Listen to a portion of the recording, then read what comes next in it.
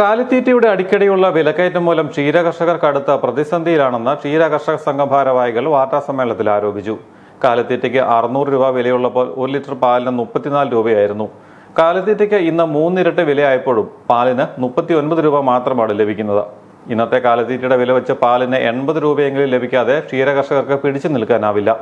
ഇത് സംബന്ധിച്ച് മുഖ്യമന്ത്രിക്കും വകുപ്പ് മന്ത്രിക്കും പലതവണ നിവേദനങ്ങൾ നൽകിയിട്ടും നടപടി ഉണ്ടായില്ല. പാലിന് വിലയോ സബ്സിഡിയോ കൂട്ടണമെന്നാണ് കർഷകരുടെ ആവശ്യം. കാലിത്തീറ്റയുടെ അടിക്കടിയുള്ള വില വർധനവും എന്നാൽ പാലിൻ്റെ വില ഇടിവും മൂലം വളരെയേറെ കഷ്ടപ്പെടുകയാണ് ഇന്ന് കർഷകർ.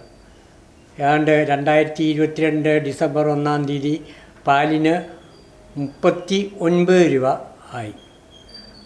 അതിനു മുമ്പ് പാലിന് 34 രൂപയായിരുന്നു വില.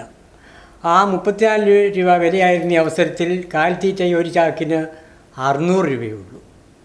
ഇന്ന് ആ കാലിത്തീറ്റയ്ക്ക് 3 ഇരട്ടി വിലയായി. പാലിന് കൂടിയത് 5 രൂപ. ഈ വിഷയങ്ങൾ ഞങ്ങൾ പല പ്രാവശ്യം ഗവൺമെൻറ്റുകളെ അറിയിച്ചു.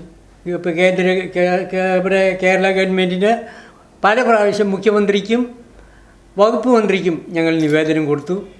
ഒരു നടപടിയും ഉണ്ടായിട്ടില്ല.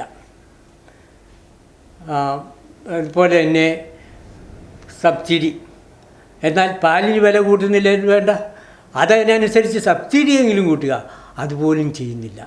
ഇന്നത്തെ കാലിത്തീറ്റയുടെ വില അനുസരിച്ച്, ഇപ്പോഴത്തെ വില അനുസരിച്ച് 1 ലിറ്റർ പാലിന് 80 രൂപയെങ്കിലും കിട്ടാതെ ക്ഷീരകർഷകന് പിടിച്ചു നിൽക്കാൻ സാധ്യമല്ല. അവന് ഒന്നും കിട്ടത്തില്ല.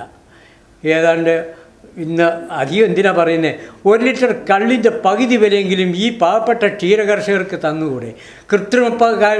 1 ലിറ്റർ കൃത്രിമ കള്ളിൻ്റെ പകുതി വിലയെങ്കിലും ഈ ഒറിജിനൽ നാടൻ പാലിന് തന്നുകൂടെ എന്നാണ് ഞങ്ങൾക്ക് ചോദിക്കാനുള്ളത്. 1 ലിറ്റർ കള്ളിന്റെ പകുതി വില പോലും 1 ലിറ്റർ പാലിന് കിട്ടുന്നില്ലെന്നും കർഷകർ പറയുന്നു. പാൽ വില നിയന്ത്രിക്കുവാൻ സർക്കാരിന് കഴിയുന്നുണ്ടെങ്കിലും കാലിത്തീറ്റ വില നിയന്ത്രിക്കുവാൻ കഴിയുന്നില്ല. ഇതിന് കാരണം കമ്പനികൾ കോടീശ്വരന്മാരും കർഷകർ ദരിദ്രരുമായതിനാലാണെന്ന് ഭാരവാഹികൾ ആരോപിച്ചു. ക്ഷീരകർഷകരെ തളർത്തിയ അന്യസംസ്ഥാനങ്ങളിൽ നിന്നും കൃത്രിമ പാൽ കേരളത്തിലേക്ക് ഒഴുക്കുന്നത് കാണാനും സർക്കാരിന് കണ്ണില്ല. തങ്ങളെ സംരക്ഷിക്കാത്തത് മൂലം കർഷകരും ക്ഷീരകർഷകരും ഈ മേഖലയിൽ നിന്നും മാറിക്കൊണ്ടിരിക്കുന്നു. കാർഷിക ഉൽപ്പന്നങ്ങളുടെ വിലത്തകർച്ച മൂലം കർഷകർ കടക്കണിയിലാണ്. ക്ഷീരകർഷകരെയും തൊഴിലുറപ്പിൽ ഉൾപ്പെടുത്തണമെന്നും സംഘം ആവശ്യപ്പെട്ടു. വാർത്താ സമ്മേളനത്തിൽ കൊല്ലപ്പള്ളി ക്ഷീരോത്പാദക സഹകരണ സംഘം പ്രസിഡന്റ് ബേബീസ് കറിയ, ഭരണസമിതി അംഗങ്ങളായ ജേസൺ നടുവിലകുറ്റ്, ബെന്നി വാളികുളം, ഷാജു തെക്കൽ എന്നിവർ പങ്കെടുത്തു.